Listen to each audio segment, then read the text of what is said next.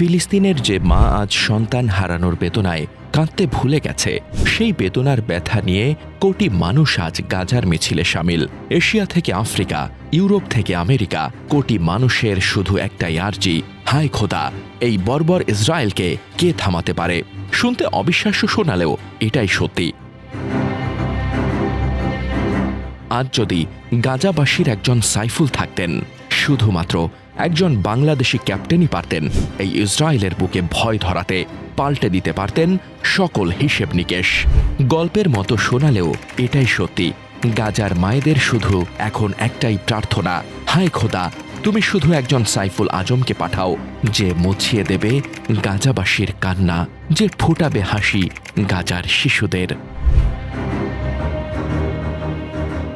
সাইফুল আজম পৃথিবীর ইতিহাসের একমাত্র যোদ্ধা, যিনি একক ব্যক্তি হিসেবে সর্বোচ্চ সংখ্যক ইসরায়েলি যুদ্ধ বিমান ভূপাতিত করার অনন্য রেকর্ড করেছেন।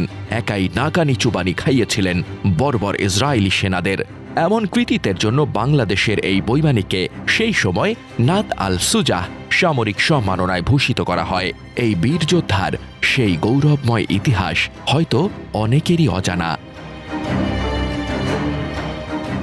সাইফুল আজম সুজা ১৯৭১ সালে স্বাধীন বাংলাদেশের বাংলাদেশ বিমান বাহিনীতে যোগ দেন। এর আগে পাকিস্তান বিমান বাহিনীতে কর্মরত থাকাকালে ১৯৬৭ সালের জুন মাসে তৃতীয় আরব ইসরায়েল যুদ্ধ শুরু হয়। সেই যুদ্ধে অংশ নিতে ইরাকি বিমান বাহিনীতে বদলি হন সাইফুল আজম সুজা।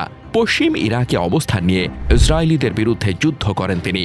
যুদ্ধ শুরু হওয়ার মাত্র ৫ দিনের মাথায় গাজা ও সিনাইয়ের কর্তৃত্ব নিয়েছিল ইসরায়েল। জুনের ৫ তারিখে সিরীয় বিমান বাহিনীর ২/৩ শক্তি ধ্বংস করে দেয় ইসরায়েলের বিমান সেনারা। তেমন কোনো প্রতিরোধ ছাড়াই ইসরায়েল পশ্চিম তীর ও জেরুজালেম দখল করে নেয় সিরিয়ার গোলান মালভূমিও। তাদের সামনে বিন্দুমাত্র প্রতিরোধ তৈরি করতে পারেনি মধ্যপ্রাচ্যের কোনো দেশ। এমন পরিস্থিতিতে ইসরায়েলিদের জমদূত হয়ে জর্ডানে যান সাইফুল আজম। ৬ জুন আকাশ থেকে প্রচণ্ড আক্রমণে মিশরীয় বিমান বাহিনীর যুদ্ধ সরঞ্জাম গুড়িয়ে দেয় ইসরায়েলি বাহিনী।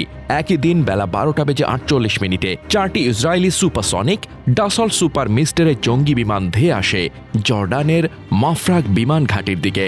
এবার তাদের লক্ষ্য জর্ডানের ছোট্ট বিমান বাহিনীকে চিরতরে নিশ্চিহ্ন করে দেওয়া। সেই সময় ইসরায়েলি সুপারসনিকের বিরুদ্ধে লড়াই চালিয়ে যাওয়ার মতো সমকক্ষ বিমান আরবীয়দের ছিল না। তবু ইসরায়েলিদের ঠেকাতে মাফরাক বিমান ঘাঁটি থেকে হকার হান্টার জঙ্গি বিমান নিয়ে বুক চিতিয়ে উড়াল দেন সাইফুল আজম। আর সেই হকার হান্টার দিয়েই ক্ষিপ্র গতির ২টি ইসরায়েলি সুপারসনিক ঘায়েল করে ফেলেন বাংলাদেশি বৈমানিক। তার অব্যর্থ আঘাতে ভূপাতিত হয় একটি ইসরায়েলি সুপার মিস্টারে। আরেক আঘাতে প্রায় অকেজো হয়ে ধোঁয়া ছাড়তে ছাড়তে কোনো মতে পালিয়ে ইসরায়েলি সীমানায় গিয়ে আছড়ে পড়ে আরেকটি বিমান। সেদিন অকুতভয় বৈমানিক সাইফুল আজমের অকল্পনীয় বীরত্বের কারণে ইসরায়েলের পুরো পরিকল্পনাই ভেস্তে যায়। উল্টো নিজেদেরই ২টো বিমান হারায় তারা। এমন বীরত্বের জন্য পুরস্কার স্বরূপ সাইফুল আজমকে হুসাম-ই ইস্তিকলাল সম্মাননায় ভূষিত করে জর্ডান সরকার। সাইফুল আজমের কাছে ইসরায়েলি বৈমানিকদের ধরাশয়ী হওয়ার পরদিনই তার কৃতিতে ইরাকি বৈমানিক দলের কাছে চরমভাবে পরাজিত হয় ইসরায়েল। ৭ জুন ইরাকের H-3 ও আল ওয়ালিদ ঘাঁটি রক্ষা করার দায়িত্ব পড়ে এক ইরাকি বৈমানিক দলের কাঁধে। সাইফুল আজম ছিলেন সেই দলের অধিনায়ক। সেদিন 4টি ভেটর বোম্বার ও 2টি মিরেজ 3C জঙ্গি বিমান নিয়ে আক্রমণ চালায় ইসরায়েল। একটি মিরেজ 3C বিমানে ছিলেন ইসরায়েলি ক্যাপ্টেন গিডিয়ন দ্রোরের গুলিতে নিহত হন আজমের উইংম্যান। তার হামলায় ভূপাতিত হয় 2টি ইরাকি বিমান। পরক্ষণেই এর জবাব দেন আজম। তার অব্যর্থ টার্গেটে পরিণত হয় দ্রোরের মিরেজ 3C। সেই আঘাতের পর বাঁচার উপায় না পেয়ে যুদ্ধবন্দী হিসেবে ধরা দেন ক্যাপ্টেন দ্রোর। পরবর্তীতে ওই যুদ্ধবন্দির বিনিময়ে জর্ডান ও ইরাকের সহস্রাধিক সৈন্যকে মুক্ত করে দেয় ইসরায়েল।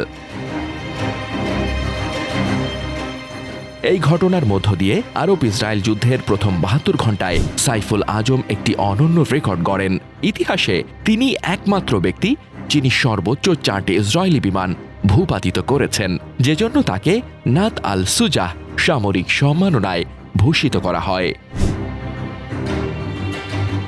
সাইফুল আজমই পৃথিবীর ইতিহাসে একমাত্র বৈমানিক যিনি 4টি দেশের বিমান বাহিনীর সৈন্য হিসেবে দায়িত্ব পালন করেছেন।